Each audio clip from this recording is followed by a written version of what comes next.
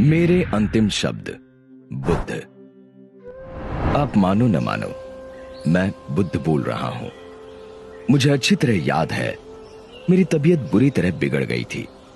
मुझे समझ आ ही गया था कि वो मेरी अंतिम सांसें चल रही हैं।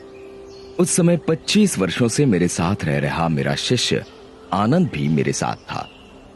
निश्चित ही मेरी ये हालत देख वो बहुत दुखी हो गया था।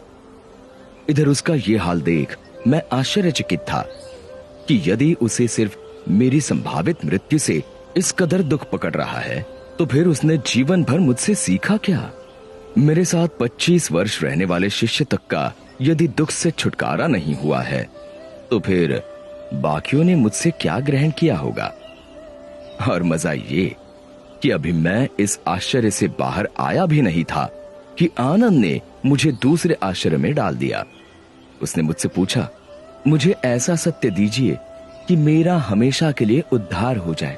अब मैंने क्या जीवन भर असत्य कहा था, जो अंतिम वक्त कोई महान सत्य अपने प्रिय शिष्य को देकर जाता? और फिर मैं किसी को सत्य देने वाला कौन? मैं तो सिर्फ राह दिखा सकता हूं।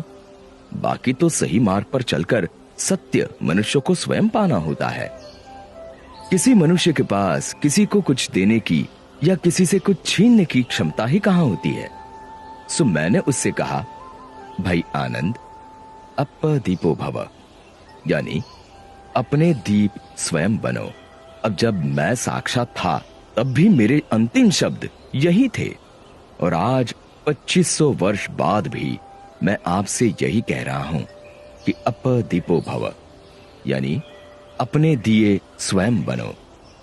और सच कहूं तो ये मेरे मुख से निकले तमाम शब्दों और व्यवहारों का सार है।